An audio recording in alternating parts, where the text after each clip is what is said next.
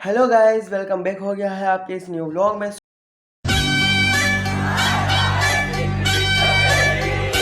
आज का जो व्लॉग है वो बड़े ही मज़ेदार होने वाला है, क्योंकि आज के व्लॉग में मैं और मेरी फैमिली जा रही हैं सेवन, जो अप्रोक्सीमेटली 380 किलोमीटर दूर है कराची से। एक तरह से कि टूर हो जाएगा, क्योंकि काफ़ी टाइम से मैं और मेरी फैमिली कराची से बाहर नहीं गए थे। तो मैंने सोचा कि आप लोगों के साथ भी शेयर किया जाए कि वहाँ सेवन में क्या क्या चीज़ें हैं और क्या क्या और वहाँ का क्या माहौल है।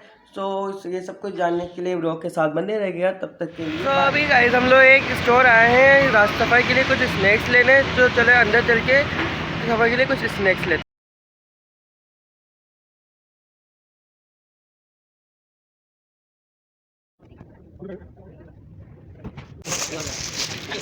सामान लेकर आ गए हैं, अब सीधा चलेंगे घर।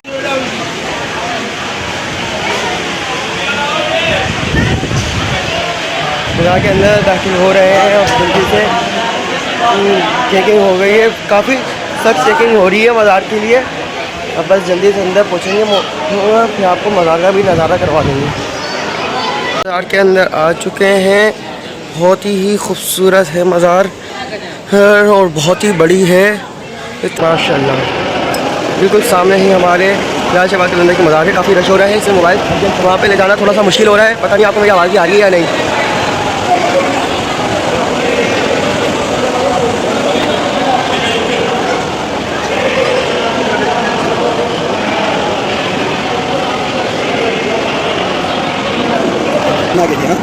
पीछे ये ज़्यादा पीछे हम लोग मज़ार की बैक साइड पर जा रहे हैं, जहाँ पर सोने का दरवाज़ा है और पंजतन पार्क का वो है। अब जल्दी से उसका आपको व्यू कराते हैं और फिर हम चलेंगे मार्केट की तरफ।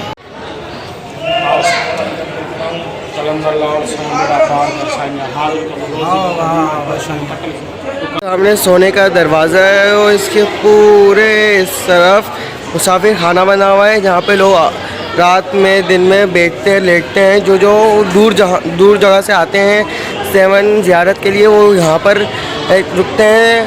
बहुत बड़ा बना हुआ है माशाल्लाह से। और ये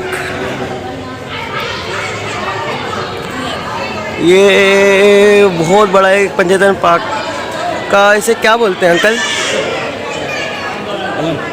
पंजतन पार्क का एक बहुत बड़ा अलम बना हुआ है, बहुत ही बड़ा है।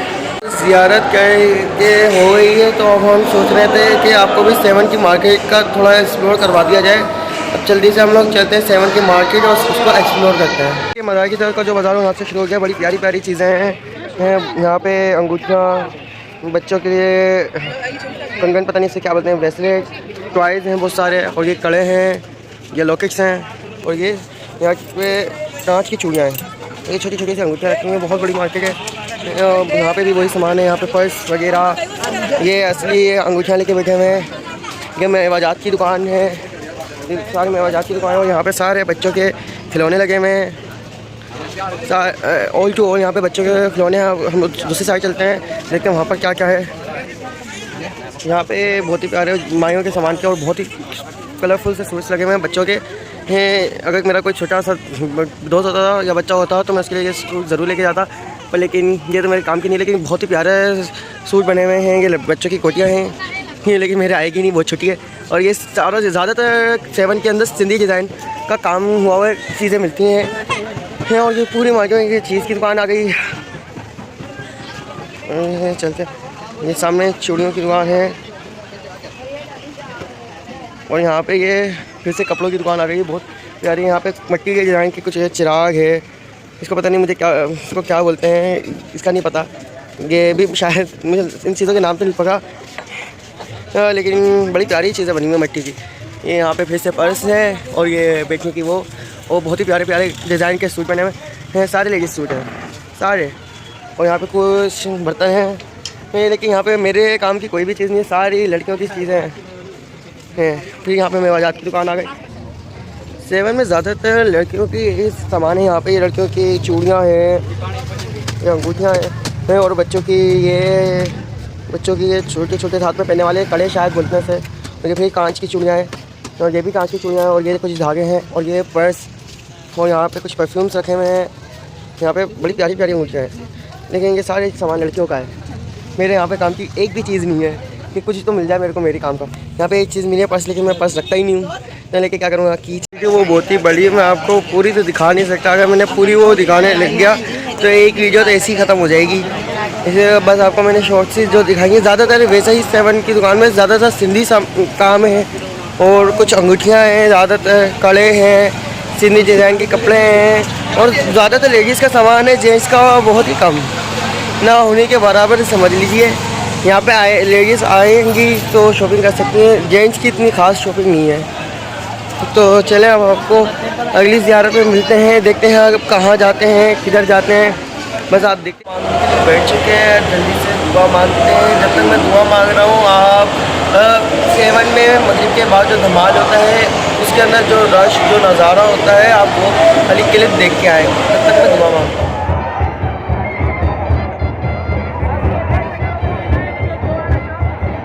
अब ऐसी जगह हैं जो 7 से 30 to 35 किलोमीटर की दूरी पर थी। को यहाँ पे मैंने हम लोगों ने लोगों से पूछा तो उन्होंने कहा है ये मौला अली का चिल्ला है। अभी हम भी पता करेंगे कि यहाँ पे क्या क्या चीज़ें हैं, क्या क्या ज़ियारत है। एक ज़ियारत तो हमें मिल गई। फाइनली हम लोग मज़ार के अंदर पहुँच चुके हैं। माशाल्लाह से बहुत ही प्यारा व्यू आ रहा है। चलो मैं आपको भी दिखा देता हूँ कैसा से शुरू हो चुकी हैं। देखते हैं सबसे पहली क्या है ज़ियारत। यहाँ पे तो सबसे पहले पंचतन पार्क का आलम है, फिर उसके आगे यहाँ पे एक कलंदर की तस्वीर बनी हुई है। फिर यहाँ से गेस्ट घुसते हैं तो यहाँ पे थोड़ी सी सजावट हुई हुई है। तो वहाँ पे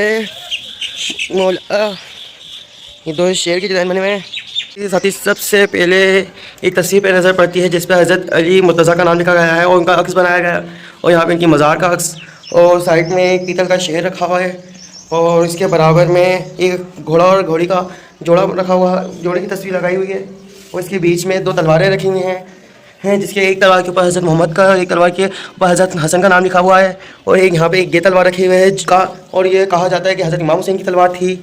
और यहाँ पे जो मेन ज़ियारत के लिए तौर पर रखे गए वो ये पत्थर रखा हुआ है। कहा जाता है ये पत्थर करबला से आया था और इसके ऊपर ये जो वाइट कलर का निशान है ये हज़रत इमाम हुसैन की तलवार से लगा था और इस पर ये जो 4 उंगलियों के निशान हैं वो हज़रत इमाम हुसैन के थे। यहाँ पे ये ज़ियारत रखी हुई है और भी बहुत सारी ज़ियारतें हैं जो मैं आपको थोड़ी आगे आगे कराता रहूँगा। थोड़ा आगे चलते ही यहाँ पर एक नहर का पानी आ रहा है। कहा जाता है कि ये नहर का पानी हज़रत मौला मुश्किल कुशा को ढूंढते हुए उनके उससे आया था। तो अब पता नहीं कि कहाँ से आ रहा है, लेकिन हम इसका एंड भी ज़रूर देखेंगे कि कहाँ से शुरू हुई है नहर। तो अभी तो हमें लग रहा है बहुत चलना पड़ेगा क्योंकि ये नहर बहुत दूर से आ रही है। अभी आ गए हैं हम लोग घर पर क्योंकि वहाँ पर आखिरी व्लॉगिंग की शूटिंग के बाद मेरे मोबाइल की बैटरी हो गई थी ख़त्म, जिसकी वजह से मैं वहाँ पर बाकी की वीडियो शूट नहीं कर पाया। पूरी ट्रिप में बहुत मज़ा आया, बहुत इंजॉय करा, लेकिन मैंने अपनी पूरी ट्रिप में सुबह टीम को कुछ ज़्यादा ही मिस करा। इंशाल्लाह अगले व्लॉग में हमारी पूरी सुबह टीम होगी। यकीन है आप लोगों ने भी मिस किया होगा। अगर आप चाहते हैं कि हमारी पूरी सुबह टीम आए तो इस व्लॉग को बहुत सारे व्यूज़ दीजिएगा। उम्मीद है आप लोग को मेरा ये छोटा सा व्लॉग पसंद आया होगा। अगर आपको मेरा ये व्लॉग पसंद आया है तो इस व्लॉग को लाइक शेयर सब्सक्राइब कीजिए। चलता हूँ, दुआओं में याद रखिएगा। इंशाल्लाह वापस लौट के आऊँगा ऐसी ख़तरनाक व्लॉग के साथ। तब तक अल्लाह हाफ़िज़।